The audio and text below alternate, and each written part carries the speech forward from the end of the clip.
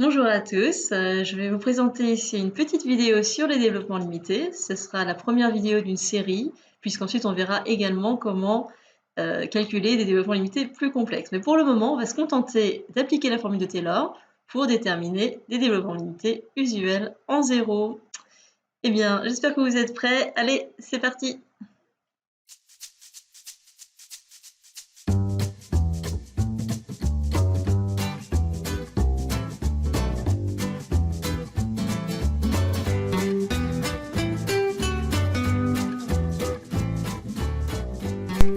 Bonjour à tous, nous allons voir aujourd'hui comment utiliser la formule de Taylor pour calculer un développement limité en zéro. Mais avant de parler de la formule de Taylor, je vais quand même vous rappeler un petit peu d'où ça vient et à quoi ça sert. Donc sans parler de démonstration, simplement voir à quoi ça sert. Donc un développement limité, c'est pour quoi faire? C'est pour approcher localement une fonction par un polynôme. Pourquoi? Parce que c'est beaucoup plus facile de manipuler des polynômes que des fonctions compliquées. Alors, vous savez déjà que f de x est très proche de f de 0 plus x, f' de 0 si x est proche de 0. Pourquoi? Parce que c'est l'équation de la tangente en 0. Et si vous regardez mon tracé ici, j'ai la fonction exponentielle, j'ai un peu zoomé, j'ai la fonction exponentielle ici, et j'ai la tangente en 0, et on voit bien que localement, la courbe et la tangente semblent presque confondues. Donc on va essayer de l'appliquer justement, on va déjà essayer de trouver l'équation de la tangente en 0 pour exponentielle x, donc il suffit d'appliquer cette formule. Alors pour la fonction exponentielle x, exponentielle de 0, ça vaut bien sûr 1, donc je vais écrire 1. Et ensuite la dérivée exponentielle x c'est elle-même, donc f' de 0 ce sera aussi exponentielle de 0, et ça va également faire 1. Et 1 fois x ça fait x. Donc on peut dire qu'exponentielle x est proche de 1 plus x si x est proche de 0. C'est une façon d'écrire que la tangente et l'exponentielle sont confondues localement.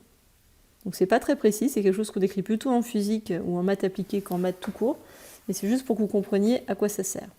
Donc maintenant, si on remplace x par 0,03 ici, eh bien on aura 1 plus x, c'est-à-dire 1 plus 0,03, et ça va faire 1,003. Donc vérifiez avec votre calculatrice, ce résultat est très proche de la réalité. Maintenant, si j'essaye d'appliquer la même formule ici avec exponentielle 1, ça voudrait dire que ça ferait 1 plus 1, donc ça ferait 2. Alors est-ce que c'est vrai? Je pense que vous savez tous que exponentielle 1, ça vaut plutôt 2,7 à peu près. Donc on est un petit peu loin. Alors c'est logique parce que regardez, sur mon schéma à nouveau, si je zoome, là j'ai 1, et là j'ai son image E. Et vous voyez qu'il y a bien qu'à ce moment-là, la courbe et la tangente, elles sont plus si proches que ça, elles ne sont pas confondues. Donc c'est logique que le résultat soit moins bon en fait. Et plus on s'éloigne de 0, plus le résultat est médiocre. Et donc la formule de Taylorion qu'on va voir juste après, c'est une généralisation de ce résultat avec un peu plus de précision. Alors plus on a de termes, et plus ce sera précis. Parce que là, vous voyez qu'on approche notre courbe par une droite, mais on pourrait également l'approcher par une parabole. Et si on l'approche par une parabole, ça voudrait dire qu'il faudra un terme en x carré, comme ici. Et plus la courbe est complexe, et bien plus vous aurez de termes, et plus ce sera précis. Donc on va supposer qu'on a une fonction f qui est Cn, c'est-à-dire dérivable n fois et dont la dérivée nième est continue, sur un intervalle ouvert i, et que le 0 appartient à i. C'est logique puisqu'on veut l'étudier en 0. Et dans ces cas-là, donc là on ne le démontre pas, vous l'avez vu normalement en cours, ou en tout cas, ou alors il a été admis, vous avez donc ce résultat-là. Donc f de x égale f de 0 plus xf' de 0, vous reconnaissez la tangente en 0 qu'on a vu tout à l'heure, et là vous avez des termes supplémentaires, un terme en x carré, donc avec ça vous avez une parabole, un terme en x cube, donc là vous avez une courbe encore un peu plus compliquée, et plus on rajoute de termes, plus c'est complexe et plus c'est précis.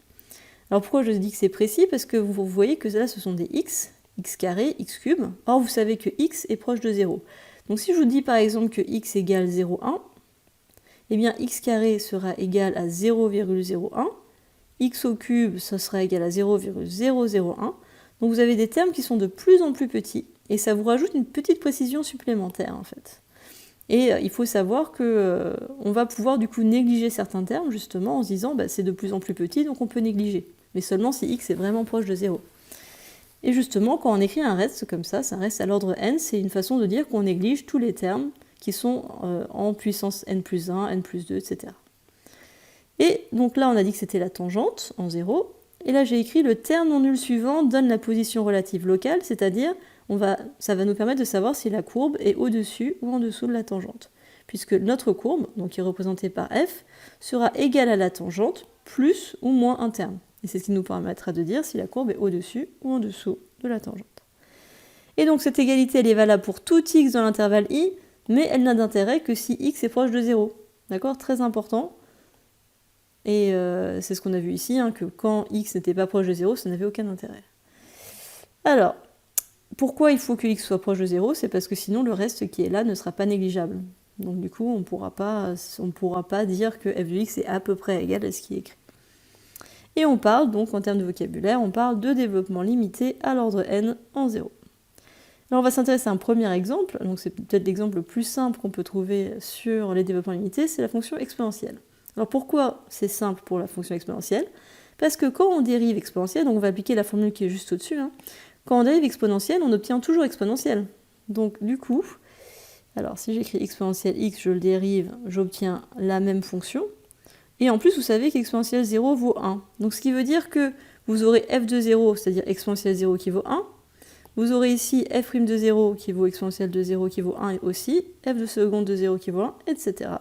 Donc en fait, il suffit d'écrire la même formule, mais cette fois-ci en remplaçant du coup tous les f par 1. Donc on a 1 plus x, ça c'était les deux premiers termes qu'on a vus tout à l'heure, plus x carré sur 2 factoriel, plus x cube sur 3 factoriel, plus etc. Plus, donc je vais déplacer ça pour avoir un peu plus d'espace, plus x puissance n sur n factoriel, et enfin plus le reste. Donc on a dit qu'on pouvait en déduire la tangente, on en a parlé tout à l'heure. Ici vous avez l'équation de la tangente, donc y égale 1 plus x, c'est l'équation de la tangente, on l'avait déjà vu tout à l'heure.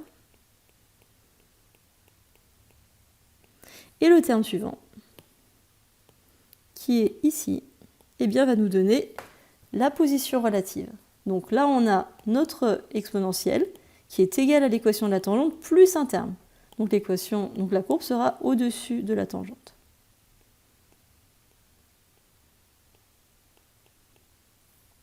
Au-dessus de la tangente, car x carré sur 2 est positif. Donc il faut toujours regarder le terme suivant qui est non nul en fait. Voilà. Donc ça c'est le premier exemple. Un deuxième exemple, on va s'intéresser à la fonction sinus x. Alors vous remarquerez que j'ai recopié la même formule, sauf que là on va simplement aller jusqu'à l'ordre 5. Donc du coup j'ai mis jusqu'au reste d'ordre 5.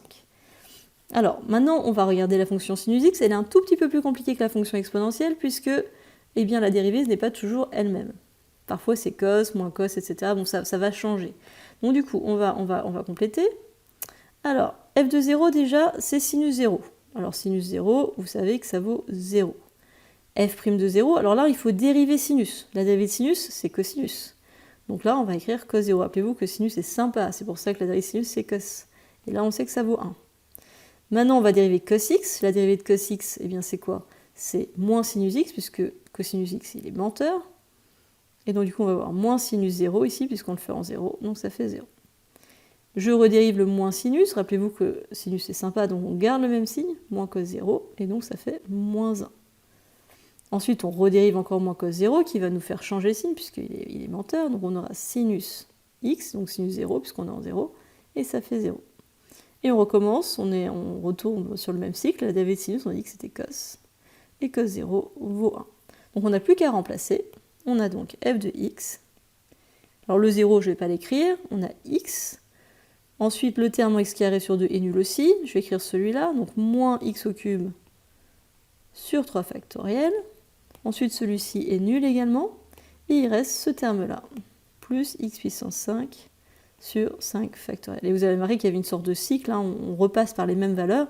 Donc vous vous doutez que ça va continuer de la même manière, c'est-à-dire qu'après vous aurez moins x puissance 7 sur 7 factoriel, plus x puissance 9 sur 9 factoriel, etc. si vous vouliez aller à un ordre plus élevé.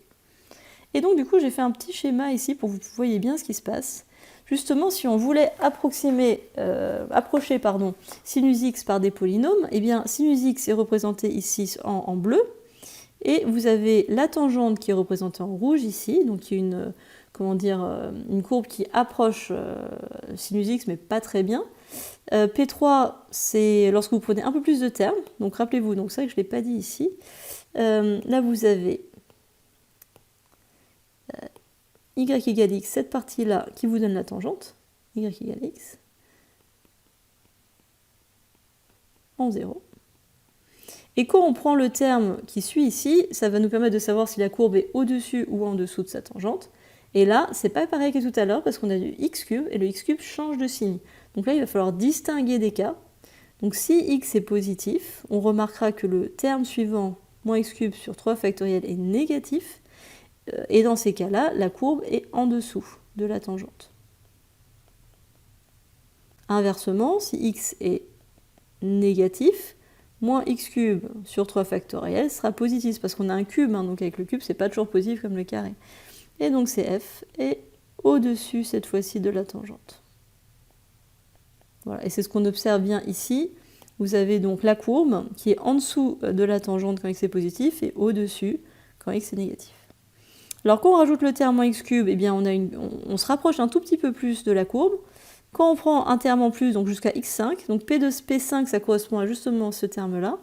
Donc si on voit ici, on voit un peu mieux, x5, donc c'est ce qu'on a trouvé. Et là, je l'ai écrit en enlevant les factoriels, hein, puisque 5 factoriels, c'est 120. On voit qu'on se rapproche encore plus de la courbe, et plus on rajoute des termes, plus on se rapproche de la courbe.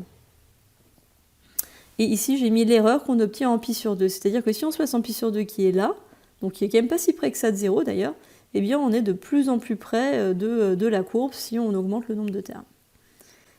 Alors au début, l'erreur elle est quand même assez énorme, hein, parce que si on compare la tangente ici et la courbe, c'est pas terrible, mais déjà à l'ordre 3, c'est pas mal. Et là, je vous ai mis le développement limité de sinus en entier, c'est-à-dire que là, vous avez les 3 premiers termes qu'on a trouvés, mais également le terme suivant, et j'ai généralisé jusqu'à l'ordre de n plus 1. Donc la technique qu'on vient de voir, qui est de trouver un développement limité en calculant des dérivées, elle est seulement applicable quand on a des fonctions très simples, d'accord ?